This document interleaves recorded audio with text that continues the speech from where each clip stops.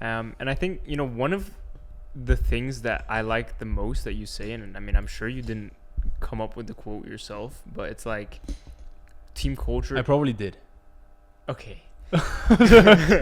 Team culture is what they do when you're not there. Yeah. Right. And I think that just kind of captures the essence of it, right? Because yes, you have to be the one to lead. Yes, you have to be the one to show the example. You have to be the one who is first to do these things. But in the end of the day, like, you're not going to be there for every living, breathing moment, right?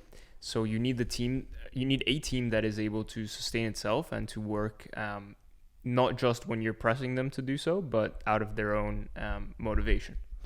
I think, in fact, it's only if they work without you present that you've got something, right?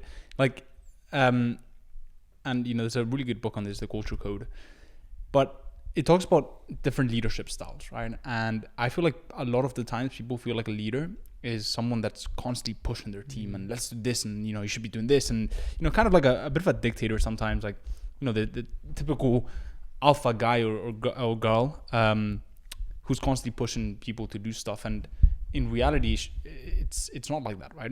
You as a leader, as the CEO founder, you have to set the vision, right? You have to set the principles, morals, values, and then people know what they need to adhere to, right? And people know that people can take the responsibility. In fact, I found that when you're pressing people too much, they come to expect that, and it builds this kind of like dependence on you, right? Like, my team members don't need to be motivated anymore, and it wasn't the case. Back in the day, and I say motivated in the sense like telling them to, like, let's get this done today. This needs to be like, no, they understand that shit has like deadlines. They know what the deadlines are, but I'm not pushing them constantly, right? I'm not like hyping them up, right? And they're just generally hyped by the mission and the vision that I've set. And the way I think about this is kind of like, in a way, you almost systemize the mission, right? Like, you almost systemize motivation, because I feel like when you take the time to set the vision, right? To set the mission, to set the values, and they don't have to be super complicated when you're starting out. Like, it literally could just be like some of the things that are important to you guys and some of the goals that you're shooting for.